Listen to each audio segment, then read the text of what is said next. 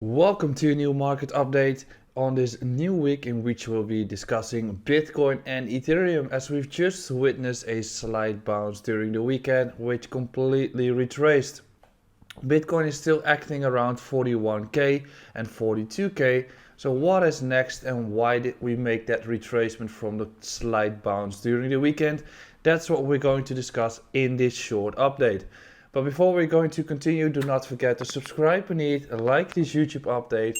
Also do not forget to check out my Twitter and Instagram, where you can find daily market updates on the cryptocurrency markets and my view on macroeconomics as well. Also, tonight at 7 p.m. Central European Time, I'll be back live streaming the charts and the markets. I'll be sharing news and answering all the questions that you have. So definitely do not forget to tune in. And if you're a subscriber, you'll get notified that I'm live.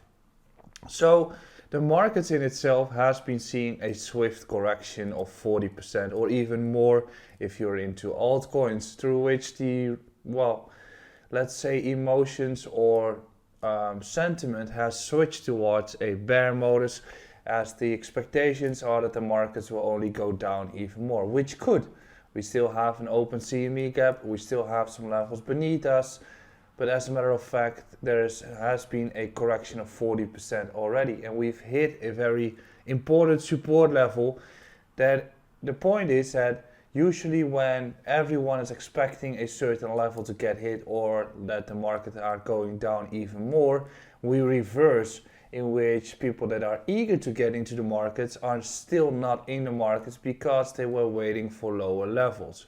For instance, people that were at 65k and they didn't buy because they wanted to buy at 50k are still not buying because they are interested in buying at 30k.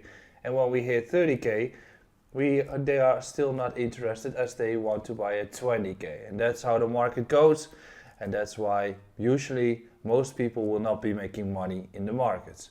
So we've had a corrective move. We can discuss the charts. That's a better option. So let's head towards the charts.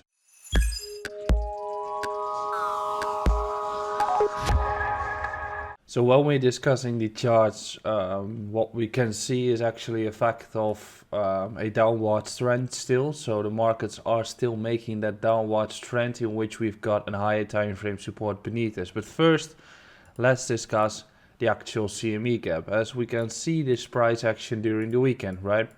We've had a downward trend. We rejected at 42.7k. We were trending south, tested the low once again at 40.6, took out the actual low through which liquidity was taken and a reversal could happen.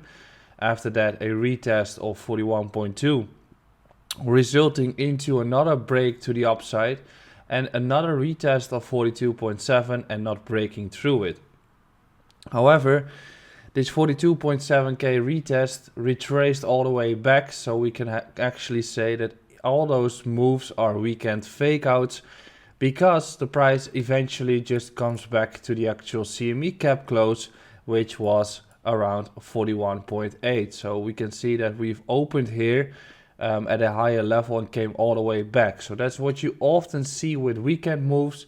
At the end of the weekend, the price comes back to where the CME cap started, which is Friday night. The CME cap or the CME futures are traded between Monday to Friday, and because of a close on Friday, the prices are getting halted, or trading is halted, and on Sunday evening they start again, or they open up again, and then usually around that time the price comes back to the actual closing price of Friday, after which trading is resumed. And in this case, we can see another example of the trading coming back towards the price that it closed off with on Friday. 99% of the time, the CME gaps are closed.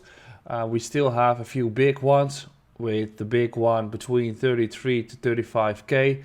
That might still be a level where we're going to test ourselves. We don't know for sure, of course, but it's something to keep in mind. Those CME gaps are working because people are trading on them. It's the same as support and resistance levels. They work because people use them as references to trade on. So when we're looking at the price action of Bitcoin in itself, I stick to this scenario in which we are looking at a potential price action in which we could be breaking upwards. The crucial support zone is still the one that we are currently relying on, in which this entire block that we have here between 38 to 40k is definitely the lower bound of the support that I prefer to see holding. If we do sustain up on that support level, you can definitely argue that the next level of support or the next level of resistance that we have to break through is the entire area at 46k. So this is the scenario that I'm looking at, in which on the lower time frame we are looking for a relief rally towards 46k, after which we take out the low one more time to create a bullish divergence. And after that bullish divergence, the markets are eager to have a reversal, as the trend is quite swiftly downwards, in which a structure of a volume wedge can also start applying here. But overall, the conclusion is that this entire green zone is the crucial area to hold on. Based on that fact, we are actually looking at entries at this point, and I definitely are not looking for any shorts at all. Actually, if we dip into this green zone, you want to come back within the day, back above 40.7k. And on the upside, the crucial resistance is the area that we have at 46k. That has to break. If that one breaks, I think we are eager for the continuation of this bull market. More on this topic tonight in the live stream. Definitely do not forget to subscribe, and I'll see you again soon.